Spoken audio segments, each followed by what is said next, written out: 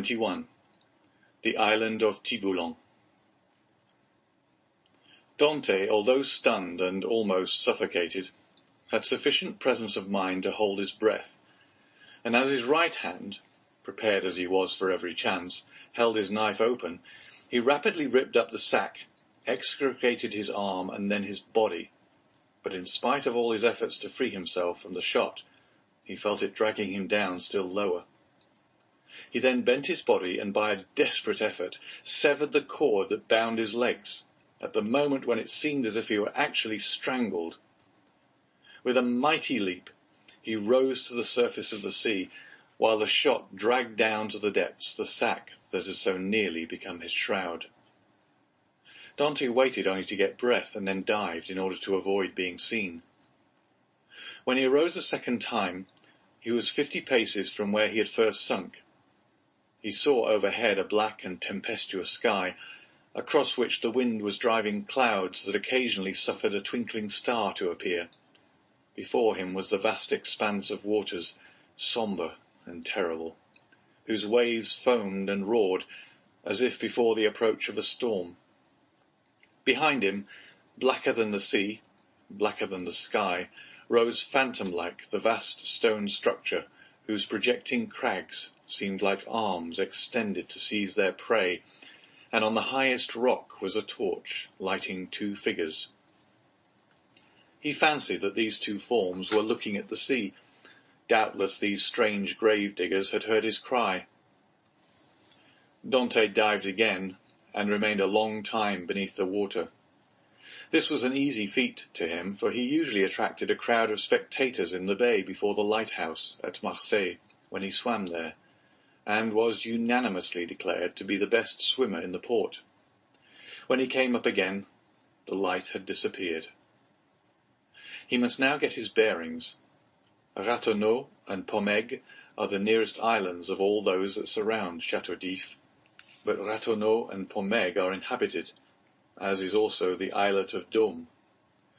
Tiboulen and Le Maire were therefore the safest for Dante's venture. The islands of Tiboulen and Le Maire are a league from the Chateau d'If. Dante nevertheless determined to make for them. But how could he find his way in the darkness of the night? At this moment he saw the light of Planier gleaming in front of him like a star.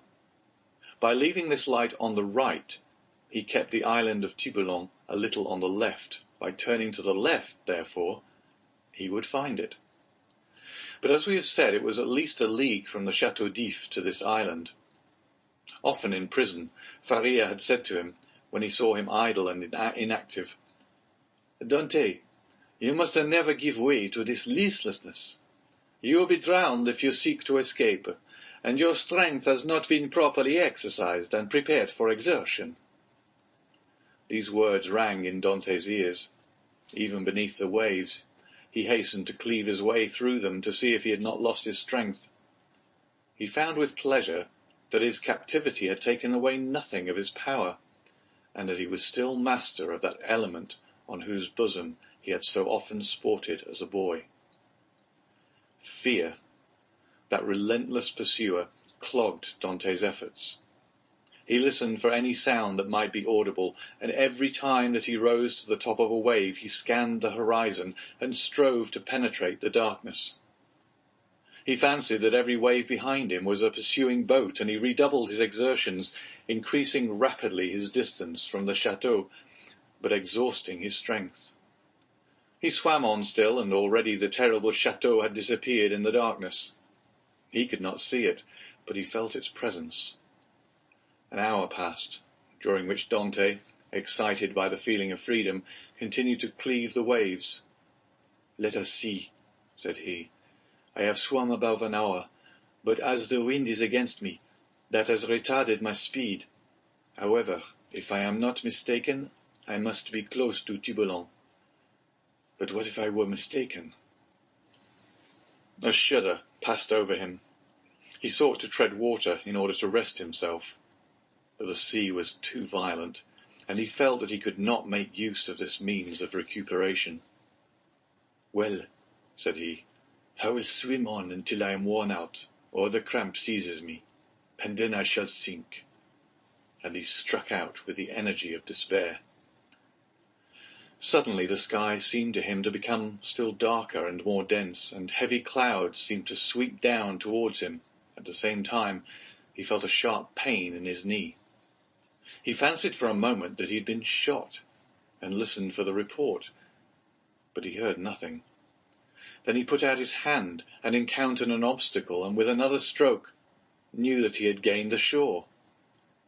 Before him rose a grotesque mass of rocks that resembled nothing so much as a vast fire petrified at the moment of its most fervent combustion. It was the island of Tiboulen. Dante rose, advanced a few steps, and, with a fervent prayer of gratitude, stretched himself on the granite, which seemed to him softer than down. Then, in spite of the wind and rain, he fell into the deep, sweet sleep of utter exhaustion. At the expiration of an hour, Edmond was awakened by the roar of thunder. The tempest was let loose and beating the atmosphere with its mighty wings. From time to time a flash of lightning stretched across the heavens like a fiery serpent, lighting up the clouds that rolled on its vast, chaotic waves. Dante had not been deceived. He had reached the first of the two islands, which was in fact Tiboulen. He knew that it was barren and without shelter, but when the sea became more calm, he resolved to plunge into its waves again and swim to Le Mer, equally arid but larger and consequently better adapted for concealment. An overhanging rock offered him a temporary shelter, and scarcely had he availed himself of it when the tempest burst forth in all its fury. Edmond felt the trembling of the rock beneath which he lay. The waves, dashing themselves against it, wetted him with their spray. He was safely sheltered, and yet he felt dizzy in the midst of the warring of the elements and the dazzling brightness of the lightning. It seemed to him that the island trembled to its base, and that it would, like a vessel at anchor, break moorings and bear him off into the centre of the storm. He then recollected that he had not eaten or drunk for 24 hours. He extended his hands and drank greedily of the rainwater that had lodged in a hollow of the rock. As he rose, a flash of lightning that seemed to rive the remotest heights of heaven illumined the darkness. By its light, between the island of Le Mer and Cap Croiselle, a quarter of a league distant, Dante saw a fishing boat driven rapidly like a spectre before the power of winds and waves. A second after, he saw it again, approaching with frightful rapidity. Dante cried at the top of his voice to warn them of their danger, but they saw it themselves. Another flash showed him 4 men clinging to the shattered mast and the rigging, while a 5th clung to the broken rudder. The men he beheld saw him undoubtedly, for their cries were carried to his ears by the wind. Above the splintered mast, a sail rent to tatters was waving. Suddenly the ropes that still held it gave way, and it disappeared in the darkness of the night like a vast sea-bird. At the same moment, a violent crash was heard, and cries of distress. Dante, from his rocky perch, saw the shattered vessel, and among the fragments the floating forms of the hapless sailors. Then all was dark again. Dante ran down the rocks at the risk of being himself dashed to pieces. He listened, he groped about, but he heard and saw nothing. The cries had ceased, and the tempest continued to rage.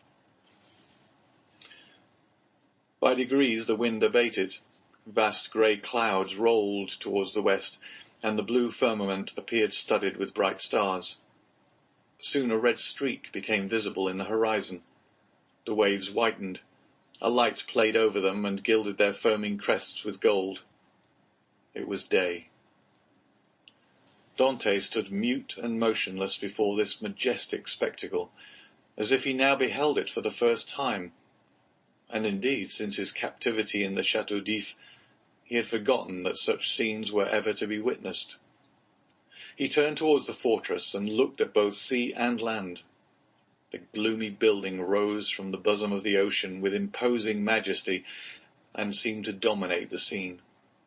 It was about 5 o'clock. The sea continued to get calmer.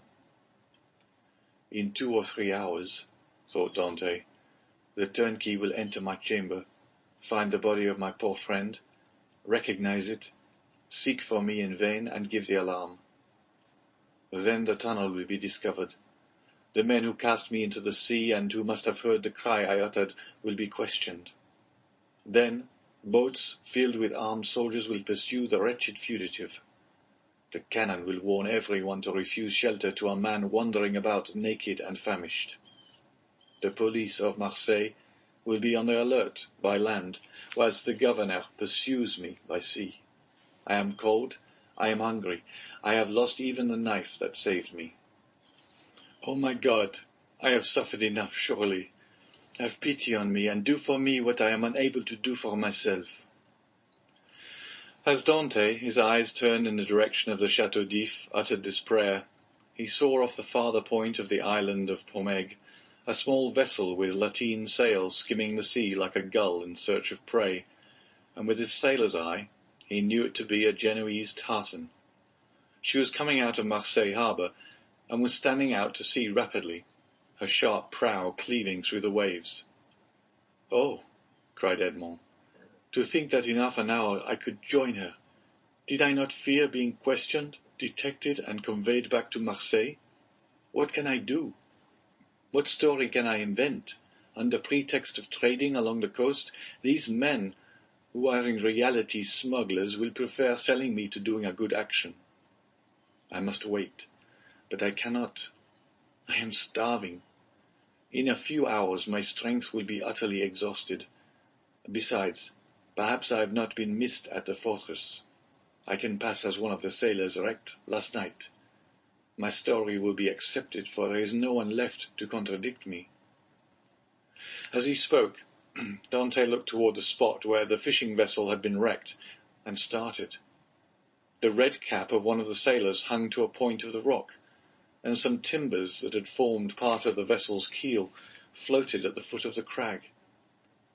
In an instant Dante's plan was formed. He swam to the cap, placed it on his head, seized one of the timbers, and struck out so as to cut across the course the vessel was taking.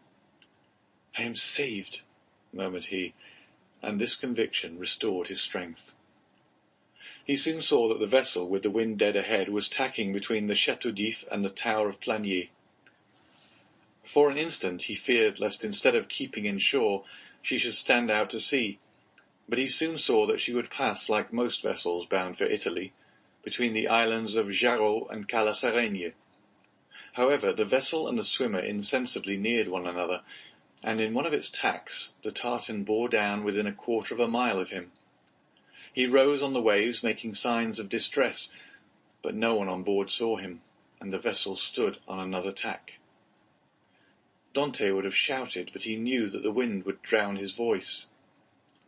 It was then he rejoiced at his precaution in taking the timber, for without it he would have been unable perhaps to reach the vessel, certainly to return to shore should he be unsuccessful in attracting attention. Dante, though, almost sure as to what course the vessel would take, had yet watched it anxiously until it tacked and stood towards him. Then he advanced, but before they could meet, the vessel again changed her course. By a violent effort he rose half out of the water, waving his cap and uttering a loud shout peculiar to sailors. This time he was both seen and heard, and the tartan instantly steered towards him. At the same time he saw they were about to lower the boat.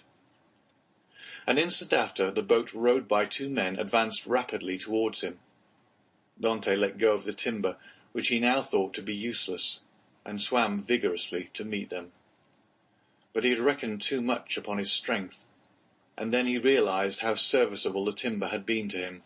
His arms became stiff, his legs lost their flexibility, and he was almost breathless. He shouted again. The two sailors redoubled their efforts, and one of them cried in Italian, "Courage!" The word reached his ear as a wave which he no longer had the strength to surmount passed over his head.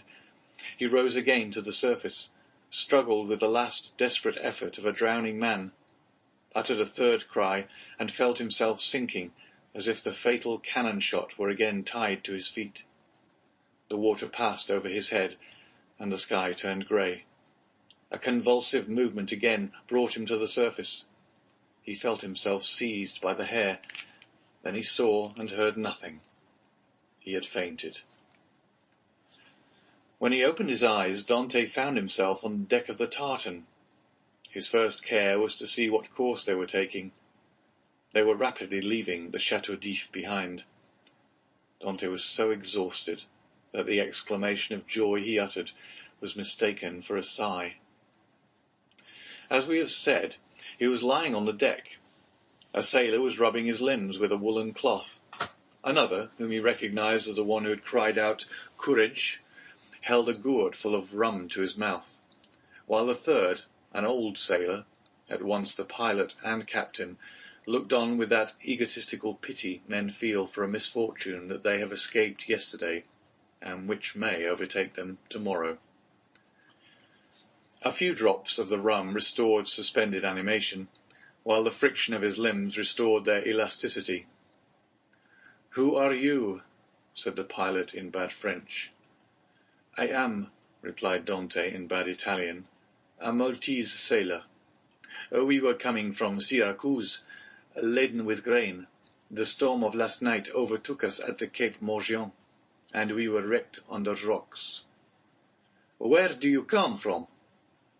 "From these rocks that I had the luck to cling to while our captain and the rest of the crew were all lost. I saw your vessel, and fearful of being left to perish on the desolate island, I swam off on a piece of wreckage to try and intercept your course. You have saved my life, and I thank you," continued Dante. "I was lost when one of your sailors caught hold of my hair." "It was I," said a sailor of a frank and manly appearance, "and it was time, for you were sinking." "Yes," returned Dante, holding out his hand. "I thank you again." "I almost hesitated, though," replied the sailor. "You looked more like a brigand than an honest man, with your beard 6 inches and your hair a foot long."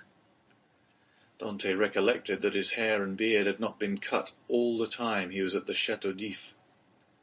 "Yes," said he, "I made a vow to Our Lady of the Grotto not to cut my hair or beard for 10 years if I was saved in a moment of danger. But today the vow expires." "Now, what are we going to do with you?" said the captain. "Alas, anything you please. My captain is dead. I have barely escaped, but I am a good sailor. Leave me at the first port you make.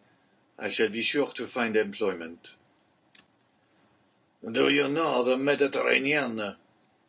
"I have sailed over it since my childhood." "You know the best harbors?" "There are few ports that I could not enter or leave with a bandage over my eyes." "I say, Captain," said the sailor who had cried "Courage" to Dante, "if what he says is true, what hinders his staying with us?" "If he says true," said the captain doubtingly, "but in his present condition, he will promise anything and take his chance of keeping it afterwards." "I will do more than I promise," said Dante. "We shall see," returned the other, smiling. "Where are you going?" asked Dante. "To Leghorn." "Then why, instead of tacking so frequently, do you not sail nearer the wind?" "Because we should run straight onto the island of Rion." "You shall pass it by 20 fathoms." "Take the helm, and let us see what you know." The young man took the helm, felt to see if the vessel answered the rudder promptly, and seeing that without being a first-rate sailor she yet was tolerably obedient. "To the sheets," said he. The 4 seamen who composed the crew obeyed while the pilot looked on. "Hold taut." They obeyed. "Belay." This order was also executed, and the vessel passed, as Dante had predicted, 20 fathoms to windward. "Bravo!" said the captain. "Bravo!" repeated the sailors, and they all looked with astonishment at this man whose eye now disclosed an intelligence, and his body a vigour they had not thought him capable of showing. "You see," said Dante, quitting the helm, I shall be of some use to you, at least during the voyage. If you do not leave me at Leghorn, you can leave me there, and I will pay you out of the first wages I get for my food and the clothes you lend me." "Ah," said the captain, "we can agree very well, if you are reasonable." "Give me what you give the others, and it will be all right," returned Dante. "That's not fair," said the seaman who had saved Dante, "for you know more than we do." "What is that to you, Jacopo?" returned the captain. "Every one is free to ask what he pleases." "That's true," replied Jacopo. "I only make a remark." "Well, you would do much better to find him a jacket and a pair of trousers if you have them." "No," said Jacopo, "but I have a shirt and a pair of trousers." "This is all I want," interrupted Dante. Jacopo dived into the hold and soon returned with what Edmond wanted. "Now then, do you wish for anything else?" said the patron. "A piece of bread and another glass of the capital rum I tasted, for I have not eaten or drunk for a long time." He had not tasted food for 40 hours. A piece of bread was brought, and Jacopo offered him the gourd. "Larboard your helm!" cried the captain to the steersman. Dante glanced that way as he lifted the gourd to his mouth, then paused with hand in mid-air. "Hullo! What's the matter at Chateau?" said the captain. A small white cloud, which had attracted Dante's attention, crowned the summit of the bastion of the Chateau d'If. At the same moment the faint report of a gun was heard. The sailors looked at one another. "What is this?" asked the captain. "A prisoner has escaped from the Chateau d'If, and they are firing the alarm gun," replied Dante. The captain glanced at him, but he had lifted the rum to his lips and was drinking it with so much composure that suspicions, if the captain had any, died away. "At any rate," murmured he, "if it be so much the better, for I have made a rare acquisition." Under pretence of being fatigued, Dante asked to take the helm. The steersman, glad to be relieved, looked at the captain, and the latter by a sign indicated that he might abandon it to his new comrade. Dante could thus keep his eyes on Marseille. "What is the day of the month?" asked he of Jacopo, who sat down beside him. "The 28th of February." "In what year?" "In what year? You ask me in what year?" "Yes," replied the young man. "I ask you in what year?" "You have forgotten, then?" "I got such a fright last night," replied Dante, smiling, "that I have almost lost my memory. I ask you what year is it?" "The year 1829, returned Jacopo. It was 14 years, day for day, since Dante's arrest. He was 19 when he entered the Chateau d'If. He was 33 when he escaped. A sorrowful smile passed over his face. He asked himself what had become of Mercedes, who must believe him dead. Then his eyes lighted up with hatred as he thought of the 3 men who had caused him so long and wretched a captivity. He renewed against Danglars, Fernand, and Villefort the oath of implacable vengeance he had made in his dungeon. This oath was no longer a vain menace, for the fastest sailor in the Mediterranean would have been unable to overtake the little Tartan, that with every stitch of canvas set was flying before the wind to Leghorn. End of chapter 21.